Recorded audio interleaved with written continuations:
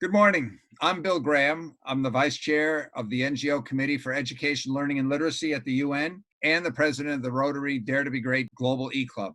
I'm also a representative to the UN for the Italian Diplomatic Academy and the Young Global Leadership Foundation. It's my honor to moderate this session this afternoon on mobilizing and empowering youth to effectively take on the SDGs worldwide. I'd like to take a moment to introduce our panel. Mariam Nassef from Beirut, Lebanon, who has participated in leadership and organizational roles in several large-scale global conferences, including here at the UN, involving thousands of exceptional young people from around the world.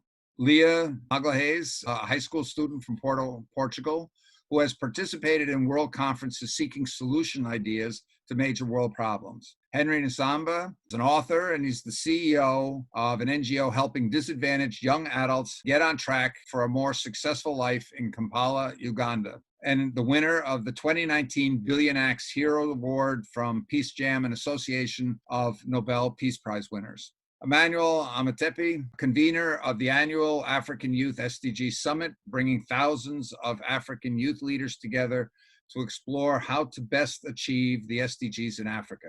He was a finalist for a 2018 SDG Action Award and is a UNDP 16 by 16 Global Youth Leader. Thanks to all of you for participating today. What sets this panel apart from many others on this topic is that these young people actually believe youth can significantly bring about the achievement of many of the SDGs by 2030. Let's see how they think they can do this. At this point, most moderators would typically begin with a statement that sets the stage for the rest of the discussion.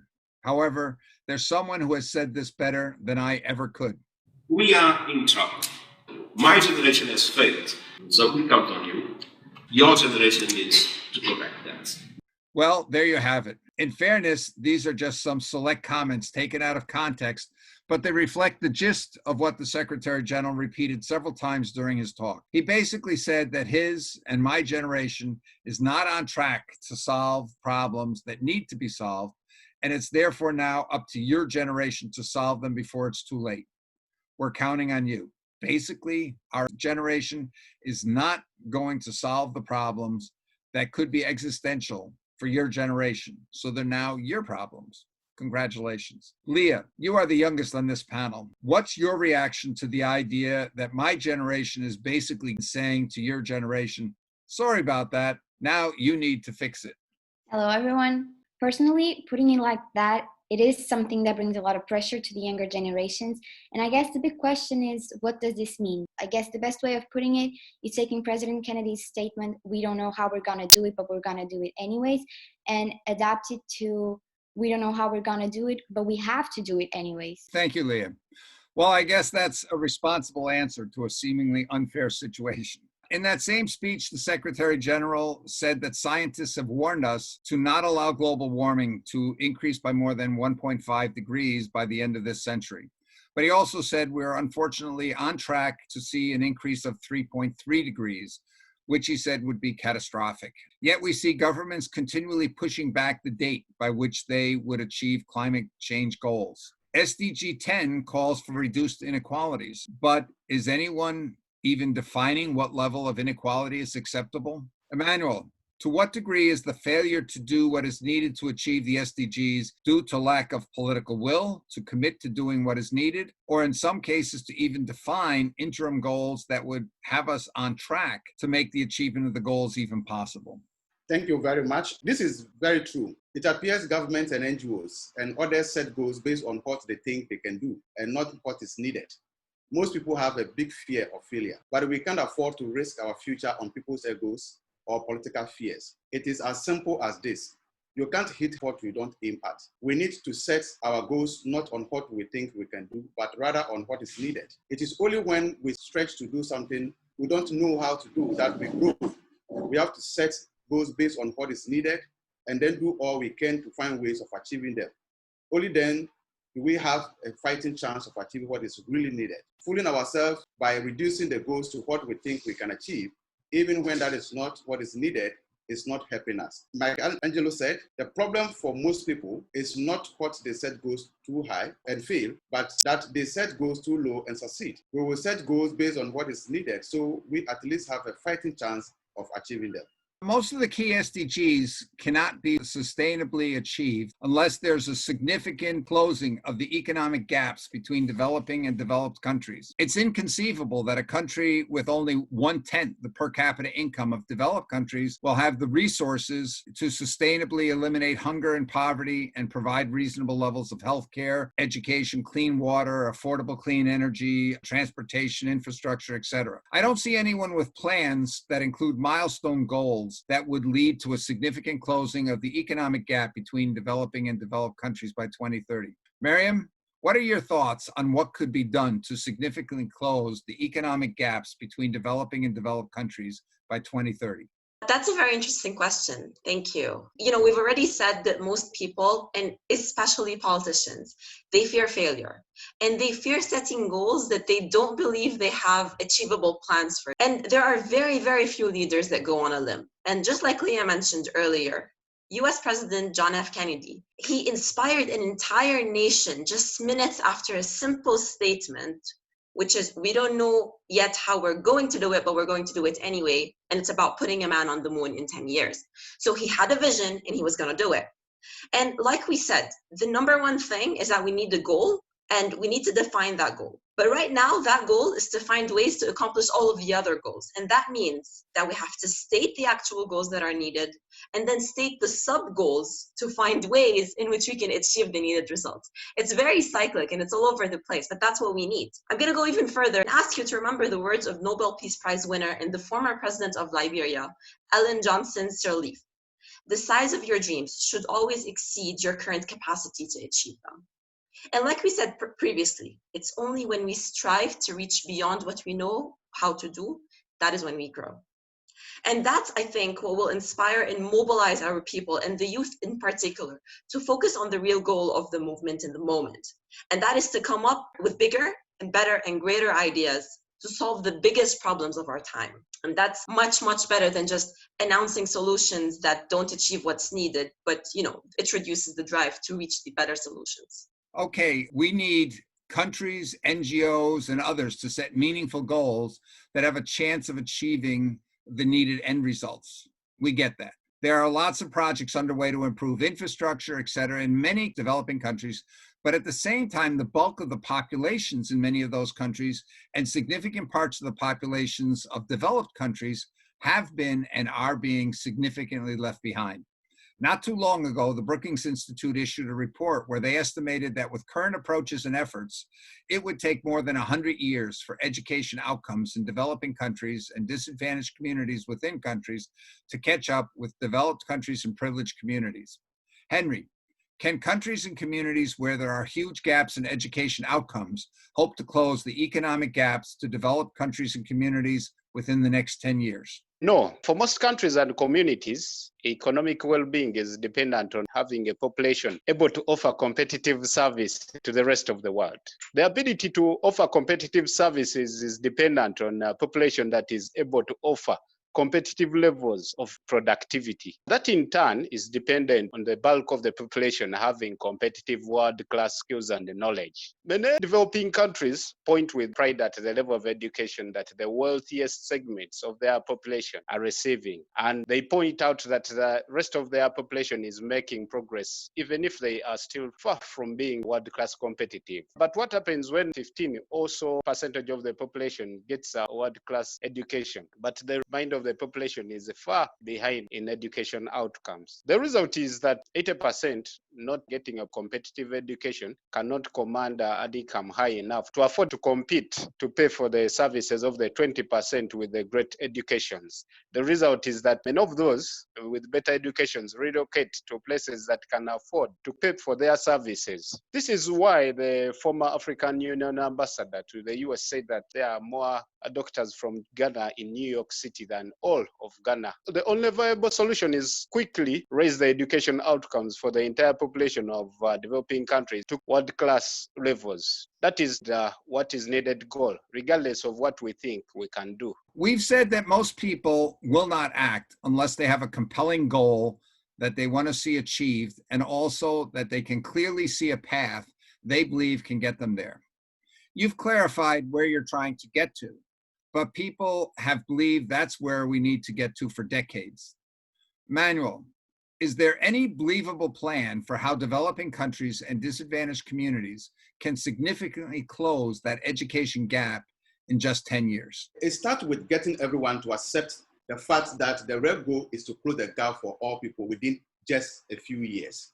Then we have to get people to believe it is possible. There are countries that not too long ago were poorer than some current developing countries like Ghana and Nigeria that have literacy rates worse than many current developing countries that are not world leaders in education outcome. For example, South Korea, China, and Singapore. So we can say it can be done. And we see the top education outcomes have contributed to those countries becoming innovation leaders in many fields, which has kept fueled their economic success. For example, at the time of independence in 1960, Ghana had a higher per capita income than South Korea. South Korea invested heavily in education. In a little more than one generation, they quadrupled literacy rate from 22% to 87%. And today, they have one of the highest tertiary education rates in the world. In 2018, South Korea's per capita income was almost 9 times higher than that of Ghana. Please note that we are not speaking on Ghana as an example of the West developing countries.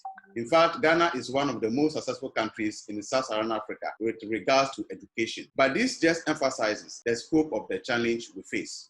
So we see that some of the recently most successful countries with regard to economic growth are the same countries that have been doing the best in educating the bulk of their populations. But you still haven't shown there's a believable path to closing the education gap in developing countries and disadvantaged communities in the next 10 years.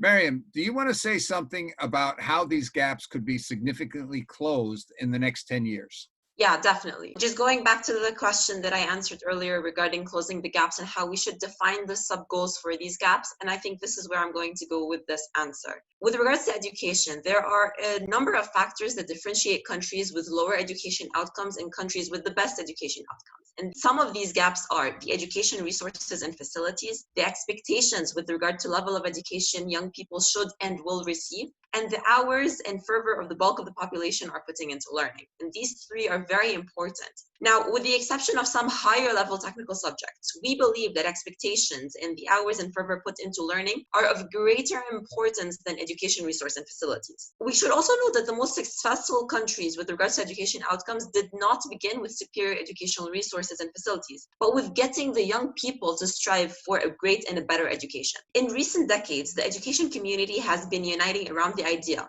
that what learners do in the learning process is of far greater importance than what teachers do, aside, of course, teachers motivating students to learn. We believe that the greatest need in closing the education gap is to get learners to become competitive world-class strivers, aiming for and expecting to achieve a world-class education and settling for nothing less. What would the typical developing country look like in a few years if every young person were a fervent learner, completely dedicated to getting a competitive world-class education? What would happen if they were completely dedicated to becoming a world-class engineer, scientist, entrepreneur, electrician, plumber, or nurse? Regardless of what profession they are aiming for, our strategy is to get every young person to become a competitive striver to get a world-class education that includes mastery of key 21st century skills, ideally with a global citizen mindset. And that's our what's needed goal with regards to education. Wow, that's a very clear sub-goal. But how do you propose to achieve it? Leah, what are your thoughts on this? First, we should always be striving to improve our strategies and plans for achieving the goals. The how is flexible, but the goals are not.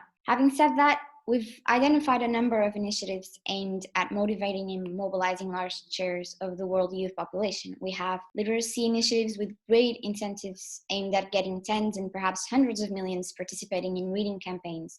We have initiatives aimed at closing gaps related to mastery of key foundation skills such as maths by age 10 in underperforming communities and countries. We have initiatives aimed at getting tens of millions of young people participating in activities that will earn them the honor of being declared global citizen heroes for having dramatically changed the lives of millions of the world's poorest children. We have initiatives to influence the music industry to have songs about Vision 2030, the world that could be if all the SDGs were accomplished, the most listened to songs in the world. We have initiatives to get very large numbers of secondary and post-secondary students striving to master key 21st century skills so that they can earn great honors for contributions to significantly bettering the world. All of these initiatives have a few things in common. There are all aimed at mobilizing the masses. They're all aimed at getting young people to develop key 21st century skills and, above all, confidence in their ability to make truly significant differences. They're all aimed at getting young people to strive to make the world a better place. And they're aimed at getting young people to set goals based on what is needed and not what they think that they can do or what is possible. And they're aimed at getting young people to see failure as just a stepping stone on the way to improvement and ultimate success. Great strategy. But what makes you think you can do it, especially the part about mobilizing the world student body? Henry? As far as mass influencing people, we agree this isn't what most NGOs and others do. While most NGOs are focused on the delivery of services or what they do, we are focused on influencing the masses to bring about desired changes in both attitudes and results by getting the masses to make the needed changes, because we recognize that many of the world's problems are actually related to people's behavior. We have a saying, some people use their hands to help a few, others mobilize others to help very many. There are many hundreds of thousands of local efforts taking place around the world to bring improvement, and many of them are successful. Why then do we see so little movement in the aggregate global needle with regard to many of the SDGs? The head of the OECD Peace Assessment reported last year that there had been no significant improvement in the global education outcomes in the past 10 years. The bottom line is that if everyone would just do their share, mindset have largely failed to bring about the accumulative global improvement we need. Grassroots don't work because they fail even when they succeed, because the goals are too low. Goals are generally local. No one has the global end results as their goal. We have to learn to think less like sergeants and more like generals. It is not about who wins the most battles. It is about who wins the war. When it comes to influencing the masses, we have to remember there are people who do this every day, like the marketing executives of Nike, McDonald's. Effective action will require coordinated economies of scale. Do locally what can best be done locally. Do centrally all that can best be done centrally. I'd like to take a moment to build on that. Einstein supposedly said doing the same thing over and over, expecting different results, is a definition of insanity. And what I'd like to say is wanting something to happen or someone to do something and not planning to cause it to happen is a definition of wishful thinking. So let's avoid wishful thinking. Remember, we don't have to know all the answers. We only have to be committed to doing it anyway. And we have to be committed to not let failure or any other obstacle deter us. As was repeated among multiple Nobel Peace laureates, we never fail, we just learn and improve. Or as others have said, it's not how often you get knocked down that counts, it's how often you get back up. Never forget, the only thing that's truly impossible is that which is not attempted. Thank you. Great, great words. Those are some inspiring comments. I believe you actually have a formula that could result in widespread engagement of the masses and bring about massive change in the world. Anything else you would like to say to the audience? I would like to add that we need the best and most passionate brains working on developing and continually improving the best ideas for solving major world problems. Thank you. You have to believe, and as we said, you can't achieve what you don't aim for. And also, there is little value in aiming for and achieving goals that don't achieve what is really needed. But most importantly, if you believe you can bring the needed change and would like to be a part of making it happen, please join us. If you'd like to know more, please contact us at the address on your screen. Dare to to be great. Thank you.